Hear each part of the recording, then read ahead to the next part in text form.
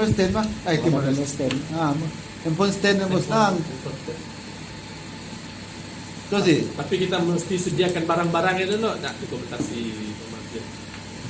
Tajuk kita dah ada apa-apa kemanusiaan kita ambil COVID-19 dan apa implikasi terhadap sosial lah. Tapi dia 7 sampai 10 minit.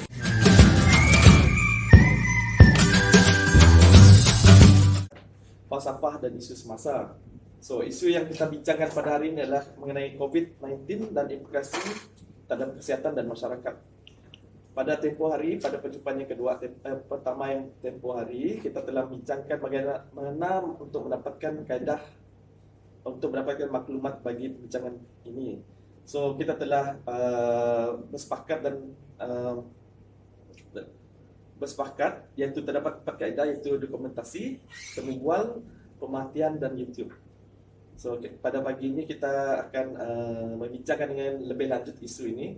So saya serahkan kepada Saudara Azim. Okey, untuk pengalaman rakan semua, saya telah menggunakan kaedah mendapat maklumat melalui dokumentasi. Tapi saya telah mendapat sumber maklumat dokumentasi melalui sumber internet lah. Saya telah mendapat maklumat daripada sedikit maklumat daripada Jabatan Perangkat Malaysia berkenaan dengan tajuk kita iaitu COVID-19 dan implikasi terhadap kesihatan dan sosial masyarakat. Di sini terdapat kita dapat tengoklah, nanti kita tengok dalam video tentang kelebihan dan kelemahan implikasi terhadap kesihatan dan sosial masyarakat. Pasti kita akan tengok video lah. Okey, lalu saya akan bentang kepada rakan-rakan semua. Okey. Okey. Ada lagi? Saudara Aloy? Okey. Okey. Kami kayak ketawa pula. Saya telah mendapat maklumat melalui sumber bagian kaedah saja. YouTube. Membuat YouTube, berita ya. Saya berita lah. Berita apa ya? Berita online. Siapa terusnya? Okey, maklumat yang telah saya peroleh dari YouTube secara online itu berita kita dari YouTube ya. Implikasi COVID-19 kepada tubuh badan manusia. Jadi maklumat ini saya telah menyukai, ada segelintir maklumat ini ada sedikit segala ada sedikit. Jadi mungkin boleh untuk kita masuk dalam kita punya tugasan. Okey. Saya pula dapat maklumat daripada berita online dari berita harian online iaitu dokumentasi evolusi bertajuk evolusi sosial ekonomi Malaysia pasca COVID-19, iaitu pada 1 Mei. Nanti saya akan share lah dia punya link.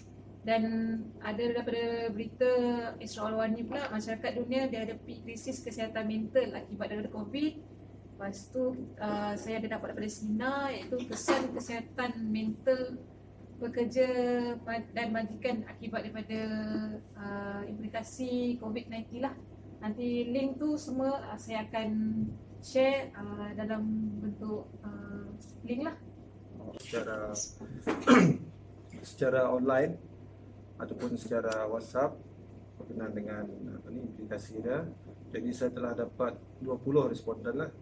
Jadi hasil daripada responden nanti saya akan bentangkan semasa pembentangan. Ini merupakan kaedah maklumat yang saya dapati melalui kaedah dokumentasi yang saya perolehi daripada Jabatan Perangkaan Malaysia pada tahun 2020 siri 17. Di dalam ini kita dapat lihat bahawa implikasi COVID-19 terhadap kesihatan di mana ia mempunyai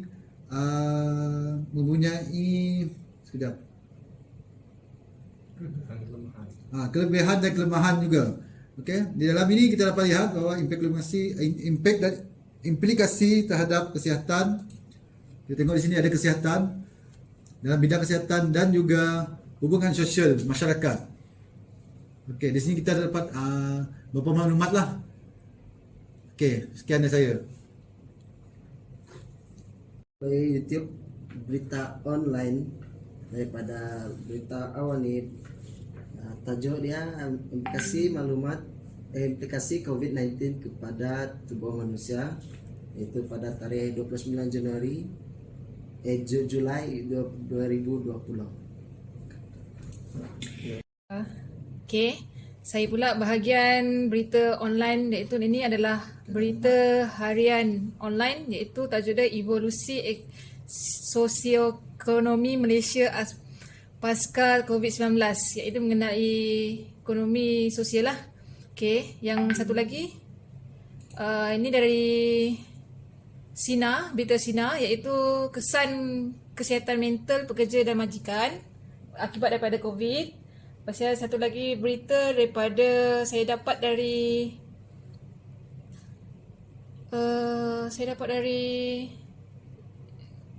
utusan Malaysia, iaitu COVID-19 boleh jejaskan kesihatan mental warga emas akibat kekurangan interaksi, iaitu macam perhubungan tak ada dalam perhubungan kebanyakan melalui media lah. So dia orang tak dapat nak bersama sebab dia akibat daripada COVID ni lah. Okay, tu je. Okey.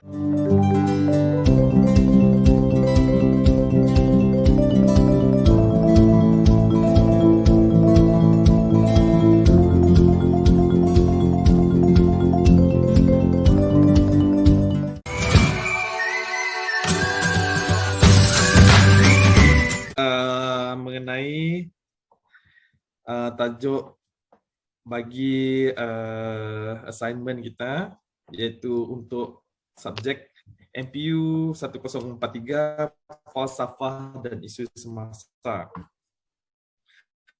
Untuk pengetahuan semua, kita telah mengubah tajuk iaitu dari falsafah kesihatan kepada falsafah ekonomi, dan tajuk besar kita adalah kesan COVID-19 terhadap ekonomi negara. Pada malam ini dan perjumpaan kali ini saya nak mendengar kesemua maklumat dan juga feedback dari setiap ahli kumpulan lah. Boleh start sekarang? Ada siapa boleh start sekarang? Okey, terlebih dahulu daripada saya.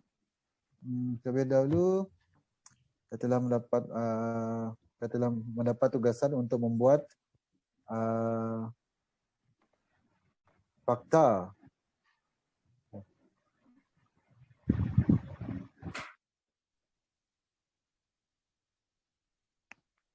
maklumat dan fakta isu berkenaan pasal ekonomi akibat COVID-19. Okey. Hasil dapatan saya telah mendapat maklumat daripada melalui kaedah, mendapat maklumat melalui sumber internet, iaitu yang pertama sekali daripada berita harian.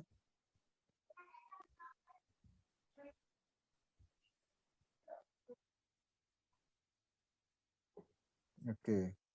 Seperti yang tuan-puan lihat adalah daripada berita harian. Bertajuk COVID-19 beri impak besar kepada KDNK Malaysia. Maklumat tersebut telah diberitahu oleh Bank Dunia. Okay. Seterusnya, implikasi COVID-19 kepada ekonomi negara. Saya dapatkan maklumat ini daripada Malaysia Kini. Dan seterusnya, kesan COVID-19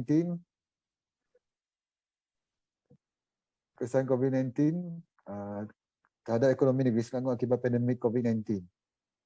Jadi saya telah mengumpulkan maklumat dan fakta tersebut dan telah dijadikan, saya telah membuat satu penulisan hasil penyelidikan tersebut. Inilah hasilnya. Harap maklumat tersebut akan disampaikan di dalam poster kita nanti. Sekian. Terima kasih, Cik Azim. Seterusnya.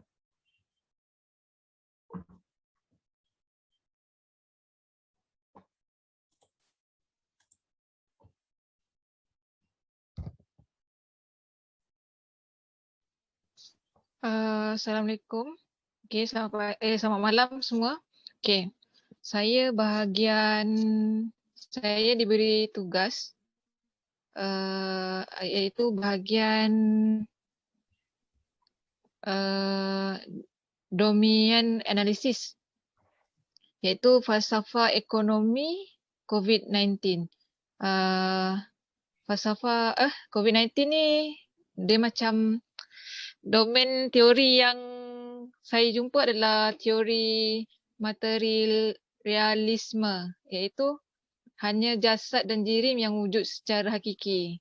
Benda yang wujud secara hakiki. So, maklumat tu saya dapat daripada nota-nota yang diterangkan oleh lecturer. So, boleh dimasukkan dalam kita punya domain lah untuk sebagai rujukan kita adalah falsafah ekonomi. Itu saja. Terima kasih Cik Ni. Classmate kita Brother Loy mencari dia punya point. Kita terus kepada langkah-langkah penyelesaian bagi krisis ekonomi akibat COVID-19. Di sini terdapat 4 poin yang telah diletakkan, iaitu 1.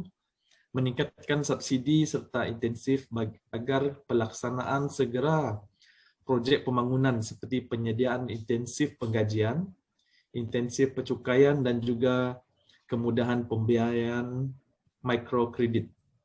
Dan bagi kedua ialah mengatasi inflasi melalui kawalan bekalan wang serta menambah perbelanjaan untuk melaksanakan projek-projek infrastruktur asas bagi merangsang aktiviti ekonomi sekaligus dapat mendorong pemulihan sentimen di kalangan peniagaan dan pengguna.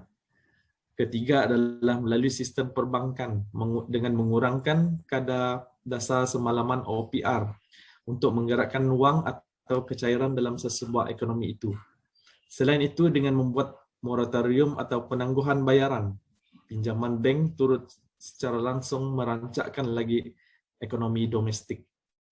Dan untuk poin terakhir sekali ialah suntikan dana kerajaan untuk projek-projek pembangunan dan bantuan kepada golongan yang berpendapatan rendah atau bersasar. Contoh yang paling baik adalah pakej bantuan seperti Prihatin PKS, Penjana, Kita Prihatin, Permai dan Pemerkasa. Okey, seterusnya kepada classmate kita, Saudara Loy.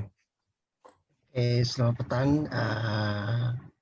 Bagi saya ialah kesan-kesan, yaitu saya mempunyai ada 3 kesan, yaitu kesan kadar pengangguran tinggi, kedua kesan sektor pelancongan terjejas, ketiga kesan kuasa beli merudum. Poin-poin ini saya telah jumpa dalam satu platform, yaitu di mana kadar-kadar pengangguran dan sektor pelancongan terjejas dan beli ini amat terkesan pada ekonomi kita sekarang, dan mungkin akan dipaparkan dalam kita punya